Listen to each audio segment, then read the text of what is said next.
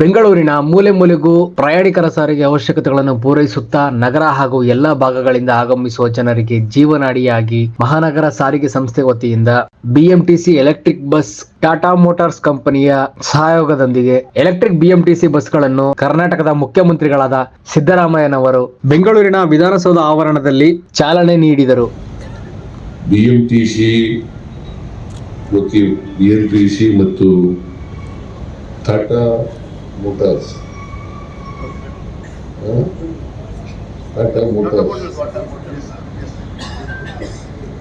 ಇವರ ಸಹಯೋಗದೊಡನೆ ಈ ಕಾರ್ಯಕ್ರಮ ನಡೀತಾ ಇದೆ. 4,000 ಬಸ್ಗಳು ಎಲೆಕ್ಟ್ರಿಕ್ ಬಸ್ಸಸ್ ನಡೀತಾ ಇದೆ.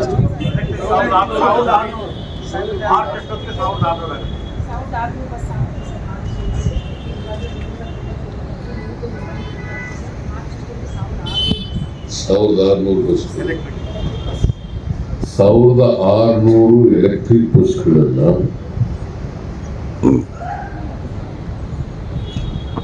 ಏಪ್ರಿಲ್ 2024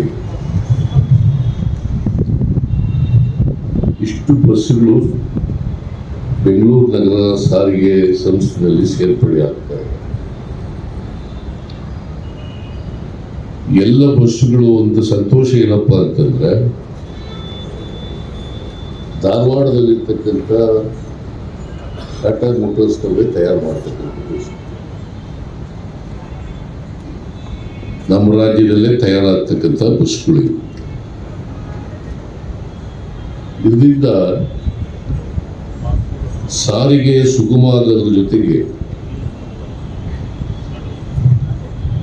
ವಾತಾವರಣದಲ್ಲಿ ಮಾಲಿನ್ಯ ಕಡಿಮೆ ಆಗ್ತದೆ. ಪರಿಸರದಲ್ಲಿ ಮಾಲಿನ್ಯ ಕಡಿಮೆ ಆಗ್ತದೆ. ಈ ಹೊಗೆ ಉಗುಳೋದು ಇದೆಯಲ್ಲ, ಅದು ಇರೋದಿಲ್ಲ.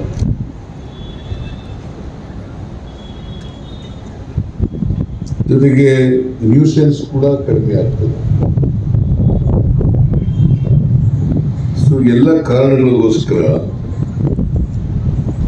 ಎಲೆಕ್ಟ್ರಿಕ್ ಬಸ್ಗಳು ಹೆಚ್ಚು ಜನಸ್ನೇಹಿ ಆಗ್ತವೆ ಅಂತೇಳಿ ನಾವು ಭಾವಿಸ್ಕೊಂಡಿದ್ದೇವೆ. ಈಗ ಬೆಂಗಳೂರು ನಗರದಲ್ಲಿ ಸುಮಾರು 6,144 ಬಸ್ಗಳು ಓಡಾಡ್ತಾ ಇದ್ದಾವೆ. ಸುಮಾರು 40 ಲಕ್ಷ ಜನರು ಇದರಲ್ಲಿ ಪ್ರಯಾಣ ಮಾಡ್ತಾರೆ. 40 ಲಕ್ಷ ಜನರು ಪ್ರಯಾಣ ಮಾಡ್ತಾ ಇದ್ದಾರೆ. ಈ 40 ಲಕ್ಷ ಜನರಲ್ಲಿ ಮಹಿಳೆಯರೆಲ್ಲರೂ ಕೂಡ ಉಚಿತವಾಗಿ ಪ್ರಯಾಣ ಮಾಡ್ತಾರೆ. ಯಾವ ಧರ್ಮ ಇಲ್ಲ, ಯಾವ ಜಾತಿ ಇಲ್ಲ, ಯಾವ ಅಂತಸ್ತಿಲ್ಲ. ಎಲ್ಲ ಜಾತಿಯವರು, ಎಲ್ಲ ಧರ್ಮದವರು, ಎಲ್ಲ ಅಂತಸ್ತಿನವರು ಕೂಡ ಉಚಿತವಾಗಿ ಬಿಎಂಟಿಸಿ ಬಸ್ಗಳಲ್ಲಿ ಓಡಾಡಬಹುದು. ಬರೀ ಬೆಂಗಳೂರು ನಗರದಲ್ಲಿ ಅಷ್ಟೇ ಅಲ್ಲ, ಇಡೀ ಕರ್ನಾಟಕದಲ್ಲಿ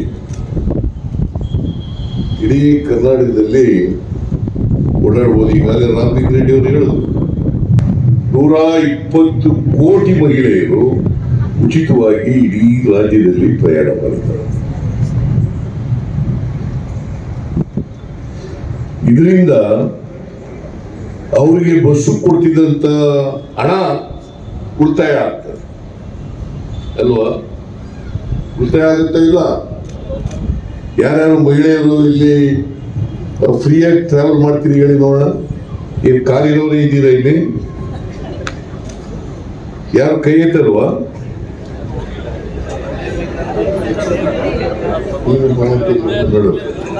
ಆಂಕರ್ ಇವರು ನಿರೂಪಣೆ ಮಾಡೋರು ಮಾತ್ರ ತಿರುಗಾಡ್ತಾರೆ. ನೀವೆಲ್ಲ ಕಾರಲ್ಲಿ ತಿರುಗಾಡ್ತಾ ಇದ್ರಿ ಅಂತ ಆಯ್ತು.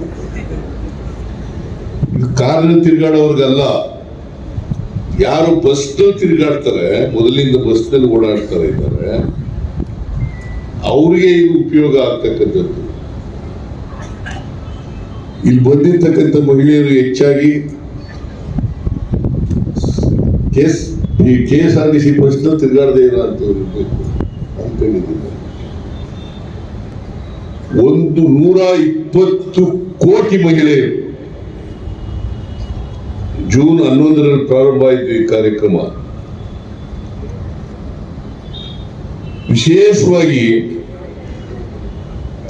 ಕಾರ್ಮಿಕರಿಗೆ, ಶಾಲಾ ಮಕ್ಕಳಿಗೆ ಹೆಚ್ಚು ಉಪಯೋಗ ಆಗುತ್ತೆ. ಉಚಿತವಾಗಿ ತಿರುಗಾಡ್ತಕ್ಕಂಥದ್ದು ಕಾರ್ಮಿಕ ಮಹಿಳೆಯರಿಗೆ, ಇತರ ಮಹಿಳೆಯರಿಗೆ ಮತ್ತು ಶಾಲೆಗೆ ಹೋಗ್ತಕ್ಕಂಥ ಮಕ್ಕಳಿಗೆ, ಹೆಣ್ಮಕ್ಳಿಗೆ ಹೆಚ್ಚು ಉಪಯೋಗ ಆಗುತ್ತೆ.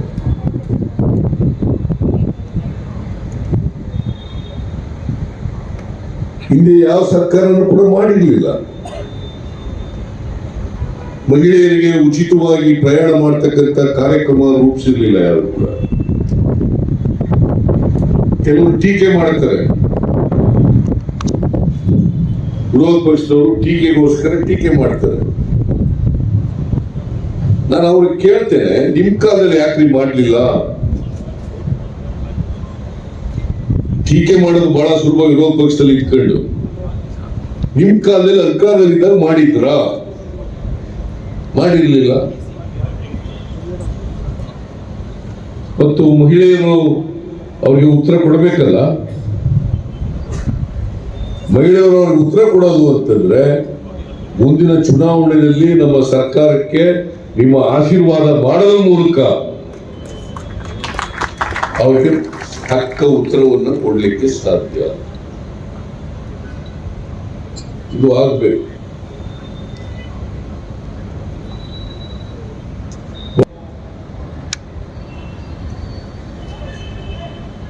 ಕರ್ನಾಟಕ ಸಾರಿಗೆ ಸಂಸ್ಥೆ ಬಹಳ ಒಳ್ಳೆ ಕೆಲಸ ಮಾಡ್ತಾ ಇದೆ. ರಾಮಲಿಂಗ ರೆಡ್ಡಿಯವರ ನಾಯಕತ್ವದಲ್ಲಿ ಇವತ್ತು ಇಡೀ ರಾಜ್ಯದಲ್ಲಿ ಉತ್ತಮವಾದಂಥ ಕೆಲಸ ಮಾಡ್ತಾ ಇದೆ. ಮತ್ತೆ ಸಾರಿಗೆ ಬಸ್ಗಳ ಆದಾಯನೂ ಕೂಡ ಜಾಸ್ತಿ ಆಗಿದೆ ಅಲ್ವಾ ರಾಮಲಿಂಗ ರೆಡ್ಡಿ? ಆದಾಯನೂ ಕೂಡ ಜಾಸ್ತಿ ಆಗಿದೆ.